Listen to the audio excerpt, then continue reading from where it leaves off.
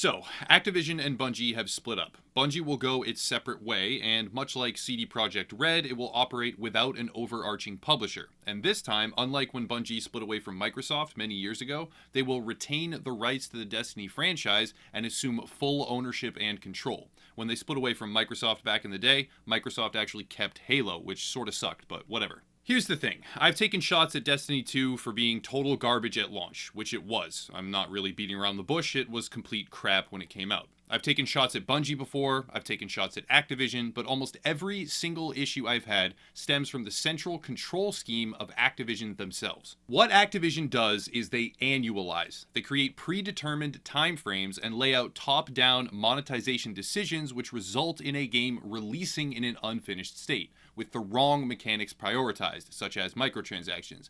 This is usually not the choice of their subservient studios. If given the leeway to make alternative decisions, it's very likely that Bungie would not have structured the entire launch edition of Destiny 2 around the Eververse, and sent it out to customers half-baked and incomplete. Because of the difference in development ideologies, there has been a tremendous amount of friction between Activision and Bungie. I won't go into the details, but Activision at one point claimed that they were disappointed in Destiny 2, the Forsaken expansion, while Bungie openly stated they were very happy with it. That was a stone-cold example of the conflicting development principles. I say frequently that the developers behind the screen, the ones actually making the game, who are in creative control, are to be respected and supported. But Activision has little to no involvement whatsoever with creative decisions, and simply corrupts the surrounding monetization while steamrolling ahead with predetermined, shareholder-friendly launch windows with no regard whatsoever for a game's relative launch condition. Well, with all of this in mind, we have received some celebratory news.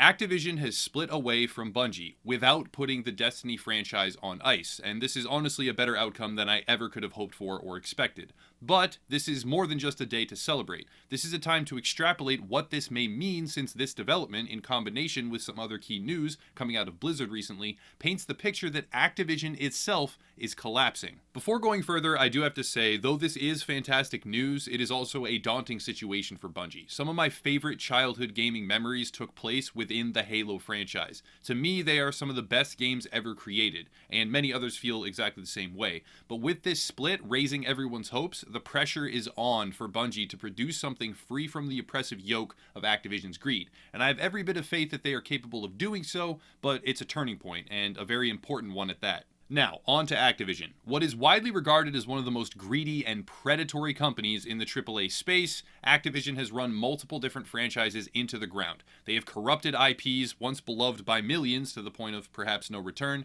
and almost every single project they are involved in bears the distinct signs branded into their core of having been repurposed around the concept of more money for less work on a regular schedule. The decision, however it was reached, to split away from Bungie, in combination with the already well-known disappointment that Activision feels towards the Forsaken expansion of Destiny 2, which is funny because to the player base it is the most successful expansion yet, but Activision probably thought Curse of Osiris was successful because it had a butterfly's fart worth of content and costed 10 times as much as it should. Anyways though, we're getting off topic. Since we already know that Activision is disappointed in the trajectory and performance of Destiny 2, and also their heavy Eververse structure has caused them more than a few different headaches since launch day as the community lashed back at them pretty hard, it becomes clear that the decision to split from Destiny was made for monetary reasons. The likely scenario, though I can't see past Activision's tightly clenched butt cheeks at this stage, the most likely scenario is a fiscal decision to cut ties because the ongoing development costs of Destiny 2,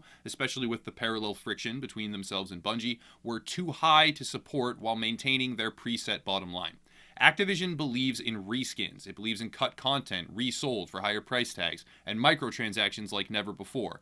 The Guardian community within Destiny 2 is no longer receptive of those principles, and Bungie became increasingly intent on providing real batches of content, i.e. the Forsaken expansion, instead of just pumping out shitty events for the Eververse, i.e. what Activision wanted.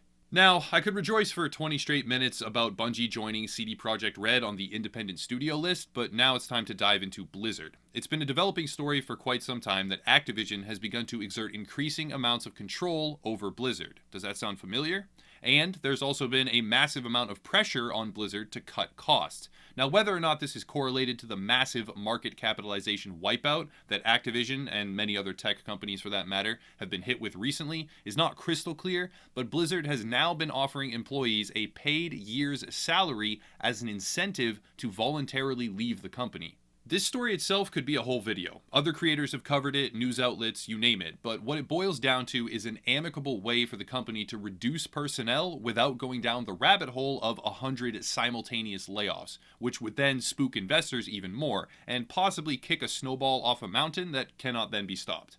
Reading into this though, since Activision, exerting its influence yet again, is the catalyst behind all of it, we can start to get a grasp of the current state of the once monolithic publisher. The decision to pay employees in mass quantities to voluntarily leave shows a disregard for short-term cash burn, but a massive concern over long-term operating costs. Activision and Blizzard are cutting costs by paying chunks of money now to save far more money over the years to come.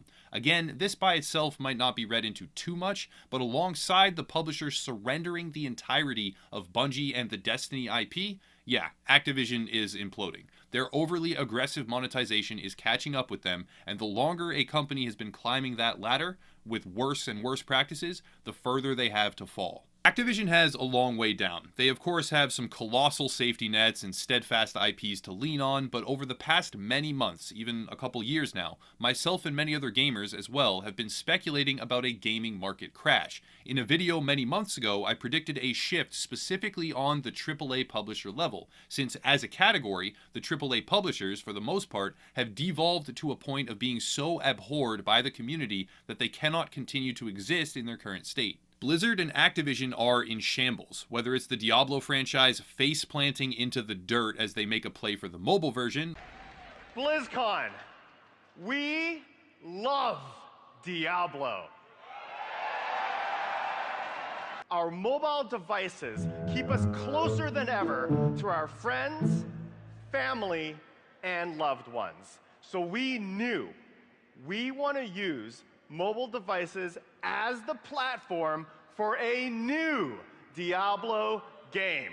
Or the fact that two separate CFOs have effectively quit. One ignored the non-competition clause in his contract, and he interviewed with Netflix and then got fired, which is the same exact thing as quitting, since he effectively chose to do something that would directly result in his termination, but it worked out for him. He got the Netflix job, by the way. And the other one jumped ship for another unrelated company for relatively unknown reasons, but in the wake of Heroes of the Storm effectively being shut down, losing its esports presence, and mass amounts of employees being paid to leave, and everything else with Diablo, etc., it's rats jumping off a sinking ship.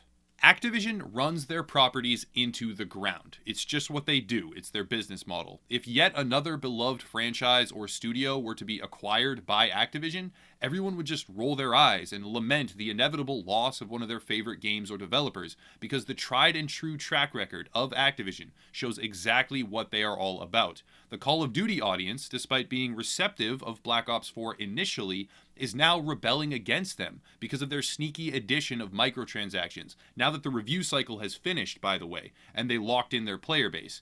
At every single turn, Activision is bleeding. A lot of gamers express concern that without widespread and disciplined boycotts, the practices will never change. That for every one disgruntled gamer, there are 10 more who willingly buy the game or spend money on loot boxes and fork over whatever ridiculous cost is priced out in the microtransaction shop, but I wholeheartedly disagree with this. The franchises and studios that Activision is hamstringing right now are old enough that they were once the staple for an earlier generation of gamers. The parents and the other older relatives, if they are keeping up to date at least, are watching these franchises that helped define their childhood get degraded to a point of distorted horror. When they are aware of who is responsible, they will most certainly be a voice of reason when their friends or children or siblings, or anyone else for that matter in their circles, expresses interest in buying these corrupted products.